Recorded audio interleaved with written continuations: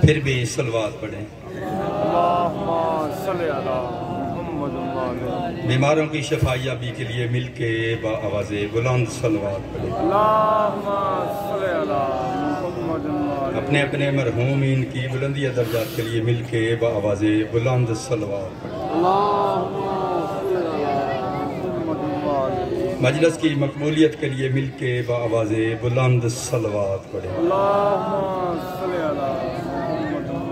دعا ہے کہ اب جتنے احباب بھی امام حسین کے چہل میں شریک ہوئے، میرا مالک تمام کی جائز حاجات مالک اپنی بارگاہ میں قبول و منظور فرمائے۔ میرا مالک بانیان کے عزت رزق بخت میں برکت عطا فرمائے۔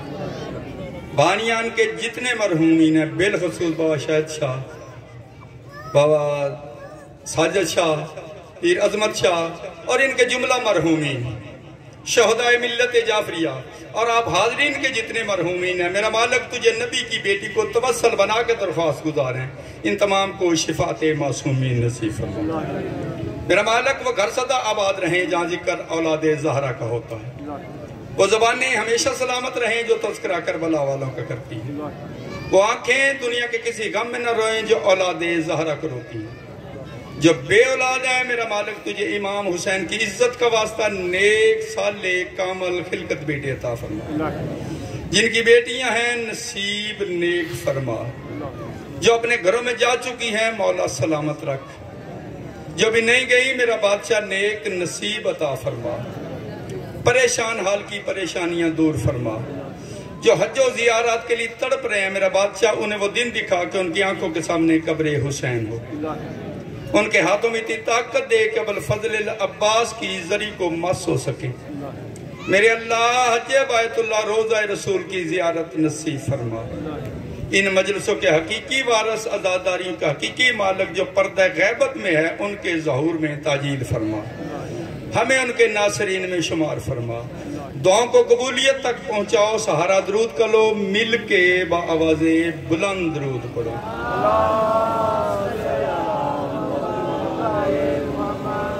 اجازت ہے جی گفتگو شروع کی جائے۔ یہ ہمارے ماتمی جلوس اس بات پہ گواہ ہیں کہ جلوس ہمیشہ جیتنے والے کا ہوتا ہے، ہارنے والے کا نہیں۔ میرا سلام ہر اس ماتمی پہ جس نے بازاروں میں آ کے سینے پہ ہاتھ رکھ کے یا حسین کہہ کے اپنے ماں کے پاک دودھ کی گواہی دی۔ میرا مالک آپ تمام کے پرسے اپنی بارگاہ میں قبول و منظور فرمائے۔ یہ ماتم بے شک میرا ذاتی عقیدہ ہے، کوئی بندہ اس عقیدے سے منسلک نہ ہو میرا اس پہ بوجھ نہیں، وہ بے شک چپ رہے۔ میرا عقیدہ ہے یہ واحد عبادت ہے جو بغیر دلیل کے ہے، یہ عشق والی عبادت ہے، عشق ہر بندے کے نصیب میں ہوتا ہی نہیں۔ میں گھڑے میں منہ دے کے نہیں لاؤڈ سپیکر پہ کہہ رہا ہوں، جتنے میرے اہل سنت بھائی سن رہے ہیں یہ ماتم عشق ہے۔ اگر میں کو سب کا عشق ہے کہ تو یہ غلط ہے۔ میں اپنے لفظوں کا ضامن ہو کے حرفوں پہ پہرا دے کے کہہ رہا ہوں کہ عشق صحابہ کا بھی ایک نہیں تھا۔ آپ مجھ سے دلیل مانگیں گے، اتنی بڑی بات کیسے کہہ دی، میرے پاس دلیل موجود ہے۔ اگر عشق صحابہ کا بھی ایک ہوتا، احد کے میدان میں سب نے دیکھا کہ نبی کا دام زخمی ہوا، جن کے سامنے زخمی ہوا انہوں نے ایک بھی نہیں توڑا۔ صحابہ وہ بھی رضی اللہ، صحابہ وہ بھی قابل احترام، صحابہ وہ بھی قابل قدر، لیکن ان کا اپنا عشق تھا، وہ دیکھ کے برداشت کر گئے۔ ایک کا عشق ان سے بڑا تھا، اس نے دیکھا نہیں گھر بیٹھے سنا تھا، اس نے پتھر اٹھایا 32 کے 32 توڑ دیے۔ شریعت روکتی رہی، عشق مجبور کرتا رہا۔ پھر نبی نے صحابہ کی محفل میں بیٹھ کے قطعا نہیں کہا کہ اویس کو گرفتار کر کے لاؤ۔ میں اسے پوچھوں میں زندہ تھا، زندہ کی یاد میں خون نکالا کیوں؟ لیکن نبی نے صحابہ کی محفل میں بیٹھ کے آپ میرے صحابیوں جب کبھی کرن جانا میرے اویس کو میرا سلام کہنا۔ یہ ہے عشق۔ نبی نے قطعا نہیں کہا تھا میں زندہ تھا، میں موجود تھا، تو آ جاتا میری زیارت کر لیتا، اس سے بہتر تھا ویس تو قرآن پڑھتا، تو نمازیں پڑھتا، تو نفل پڑھتا، تو مدینے میں آ کے میرے قدم چوم لیتا۔ لیکن رسول نے کہا تجھے آنے کی ضرورت نہیں، محمد تجھے سلام بھیجے گا۔ اب رسول نے تو سلام بھیج دیا۔ جتنے میرے اہل سنت بھائی سن رہے ہیں، اللہ کا حق بنتا تھا کہ شاید نبی کا عاشق تھا، نبی سے پیار آ گیا، اللہ لہجہ تبدیل کر لیتا کہ دان تجھے میں نے دیے، توڑے تو نے محمد کے عشق میں، امانت میری تھی نکالے تو نے رسول کے عشق میں، لیکن اللہ نے بھی حد کر دی، اللہ نے جنت سے کیلا نازل کر دیا کہ میرے نبی کا سچا ماتم ہے۔ پھر بول کے بتاؤ جا رسول کے عشق میں ماتم کیا جائے تو لنگر کا انتظام خدا کرتا ہے۔ ہاتھ اونچے حیدری، اللہ بھی راضی، نبی بھی راضی۔ بندے کہتے ہیں جی آپ شیعہ کہتے ہیں ماتم عشق ہے، یہ کب عشق ہے، یہ تو گناہ ہے۔ اور ہم چوک میں کہتے ہیں مرشد ہونا بھی ایسا چاہیے جس کا چوک میں بھی ذکر کیا جائے تو شرمندگی نہ ہو۔ چار دیواری میں چھپ کے نہیں، سپیکر پہ کہہ رہا ہوں۔ بندے کہتے ہیں جی مجمع جمع غفیر تھا، مجمع شیعہ تھا، مجمع داد دے رہا تھا، خطیب پڑھے جا رہا تھا کہ ماتم عشق ہے۔ ہم نے تو سنا ماتم گناہ ہے۔ مرضی کی مسجد میں جاؤ، مولوی کے سر پہ قرآن رکھ کے پوچھو گناہ کی تعریف کیا ہے۔ گناہ ہر اس کام کو کہا جاتا ہے جو چھپ کے کیا جائے اور کر کے پچھتایا جائے، جو چھپ کے کیا جائے اور کر کے پچھتایا جائے۔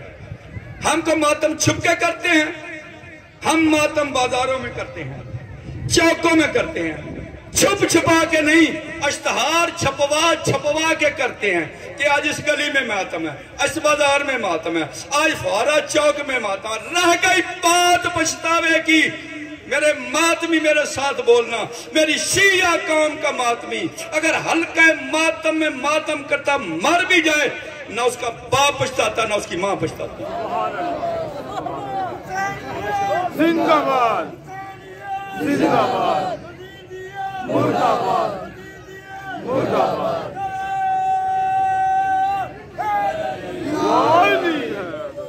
بندے کہتے ہیں ایسے بہتر آپ نماز پڑھا کریں، حسین کو بخشا کریں، نماز کا اپنا مقام ہے، ماتم کا اپنا مقام ہے۔ جو بندے چوک میں میرے ماتمی کا بازو پکڑ کہتے ہیں، کیوں نہیں آتے ہیں ذاکرین علماء اکرام سے پوچھتے ماتم سے بخشش کیسے ہوتی ہے، ماتم سے شفاعت کیسے ہوتی ہے؟ ہم نے تو قرآن میں پڑھا ہے نماز بخشش کو ہوتی ہے، نمازی جنت میں جاتے ہیں، نماز بخشش کو ہوتی ہے، نمازی جنت میں جاتے ہیں۔ جملہ میں پہلے کہہ رہا ہوں، بندے کو ماتمی بھی ہونا چاہیے اور نمازی بھی ہونا چاہیے، بندے کو ماتمی بھی ہونا چاہیے، نمازی بھی ہونا چاہیے۔ لیکن جو بندے کہتے ہیں ماتم سے کچھ نہیں ملتا، نماز سے سب کچھ ملتا ہے، میں ایک ماتمی ہونے کی حیثیت سے ماتمیوں کی زبان بن کے کہہ رہا ہوں، ابھی قرآن منبر پہ لاؤ، میں بسم اللہ کی بے سے والناس کی سین تک قرآن میں سے کچھ نمازیوں پہ اللہ کی لعنت دکھاتا ہوں، تو مجھے ماتمی پہ لعنت دکھا۔ مرضی کی مسجد میں مول کے سر پہ قرآن رکھ کے پوچھو، ہر نے جتنی نمازیں یزید کے لشکر میں رہ کے پڑھی، کسی ایک نماز کا فائدہ ہوا؟ اللہ کو تو مانتا تھا۔ مرضی کے مولوی سے پوچھ کے بتا، ہر یزید کے لشکر میں رہ کے نمازی تھا، فائدہ؟ انہوں نے کہا نہیں۔ کیوں؟ اس کے پاس نماز تھی، حسین نہیں تھا، اس کے پاس رکوع تھے، حسین نہیں تھا، اس کے پاس سجدے تھے، حسین نہیں تھا، ہر کے پاس پورا اسلام تھا، صرف حسین نہیں تھا۔ اور نے کربلا کی گرم ریت پہ اپنے لہو کے ساتھ یہ اصول لکھ دیا جسے قیامت تک کوئی یزید دادا مٹا نہیں سکتا۔ اور نے کربلا کی ریت پہ لکھ دیا کہ اسلام جیسے اعلیٰ مذہب سے اگر حسین نکال دیا جائے سوائے یزید کے رہتا ہی کچھ نہیں۔